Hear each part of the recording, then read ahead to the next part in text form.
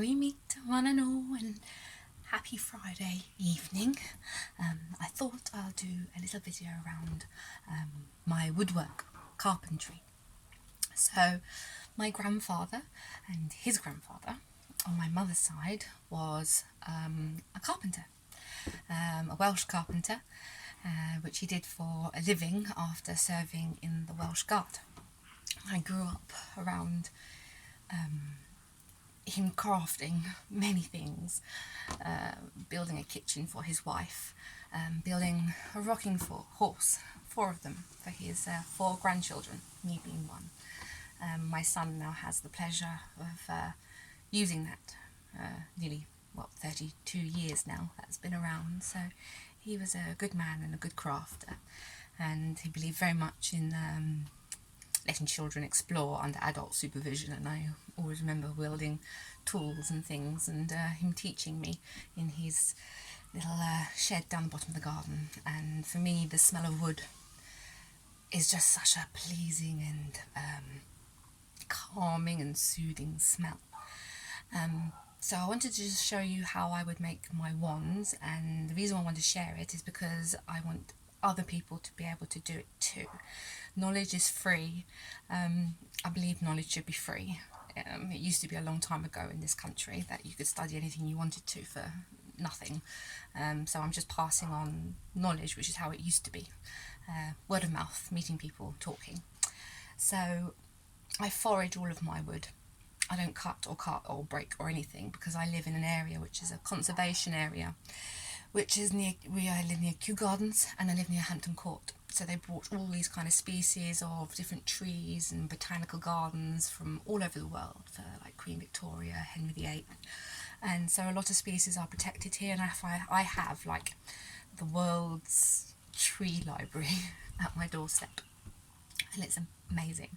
So I do daily walks or weekly walks depending on my mood or the time of the year, or if there's a full moon or after a storm, depending on the elements, and I go through the local area and see what I can find. And so it allows me to find all sorts of wood.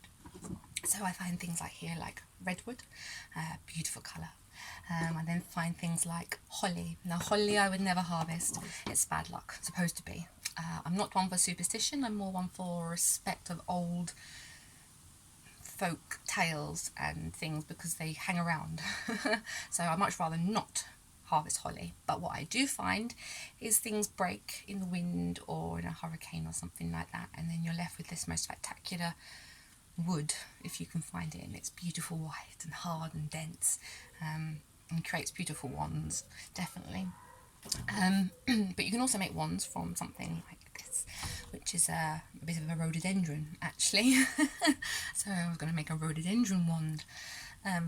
I wanted to show you the basics of it. So once you've found your wood or your wand, for me, I have to pick it up, I have to feel it. It's not good enough, I don't want it. But it's not really a case of it's not good enough, it's just not suitable for my purpose. And I have to feel it, I have to hold it, and I can feel it here. As soon as I hold it, I can feel it, the shape of it and the way it wants to be. So I have this knife, which is from Sweden, from a Swedish town in Mora, yes, very good knife makers, and I have thoroughly abused this knife, and it's still here. So it's one of my favourite carving tools. Be careful. I have cut myself many times over the years. Obviously, you have to learn, but the fundamental rule is always away. always away. And all you want to do is just remove the bark. I like to do mine in a bit of a slow process, and I just like to let the wood kind of acclimatise. So I would strip the bark basically with a very basic finger and then thumb push away manoeuvre from my body, and then it just comes away. And then I'm basically would then keep going around and then shaping the wood and trying to keep as much of the natural shape of the twig or the branch as possible, because there's a reason why I've got it already. I like the shape of it and I like the feel of it, and I can feel it in the wood. And I love all the little branches that comes out. So once you've smoothed them down, they leave like this little gnarl, which gives it this texture. And once you smooth it down, it's so beautiful. I never know what they're going to look like once they're done.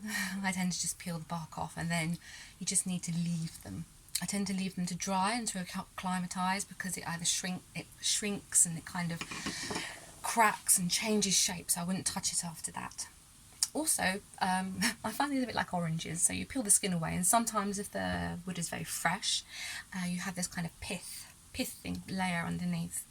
And if you want to keep the shape of the branch, don't use a knife. I tend to find you take chunk, that sort of thing. So I've started flint knapping, and I have made my own flint tools.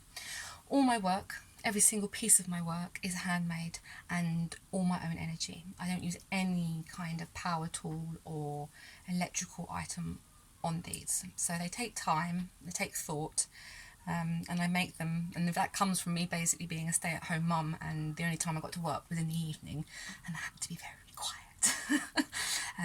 So I just learnt, I've always been quite good with my whittling from my grandfather and carving, so I decided to just take it up again after a while, and it works quite well. But yes, you come to the pith layer.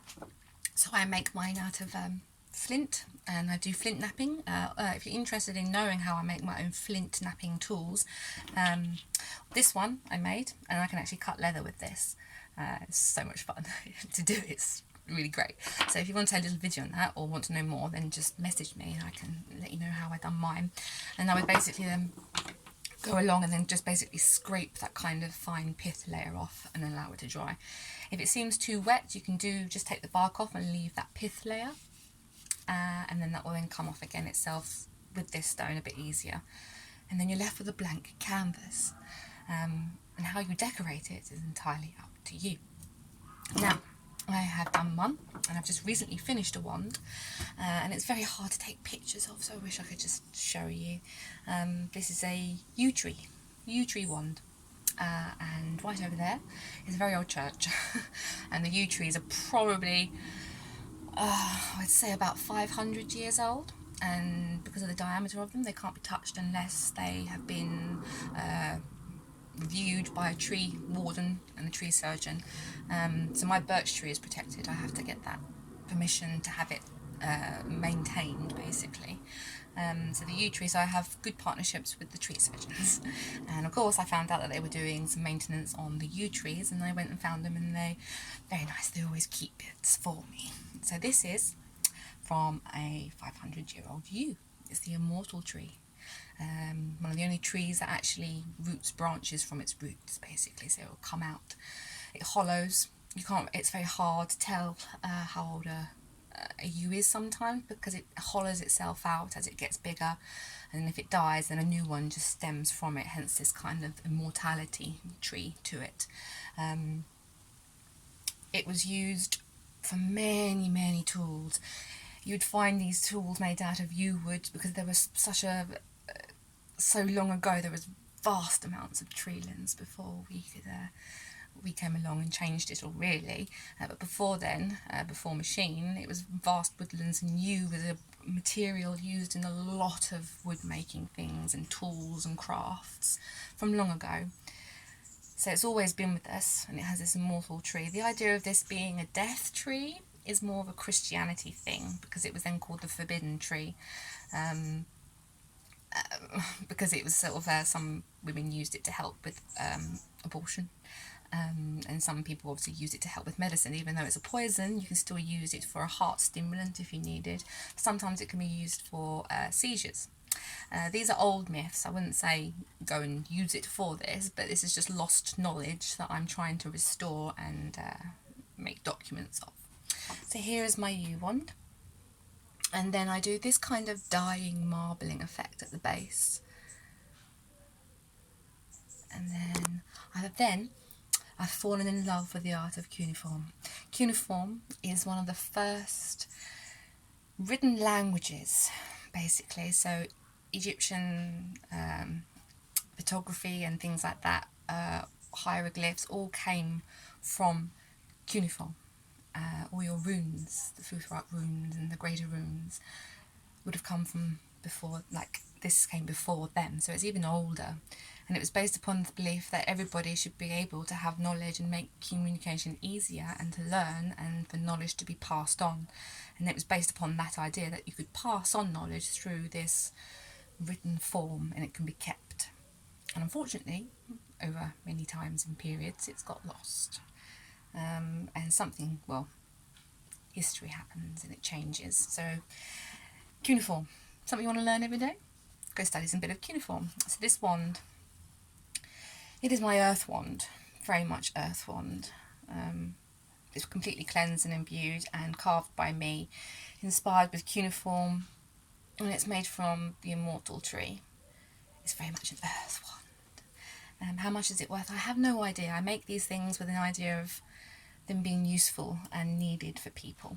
And if you watch my video and you find that I talk about something, or you want me to make something for you, or something like this, and it reaches out to you, then talk to me. Tell me. Trade with me. It's what you think it's worth, okay? And if you stuck to the end of this video, again, I thank you very much. So, have a good weekend, and I hope you all enjoyed the very hot weather I did.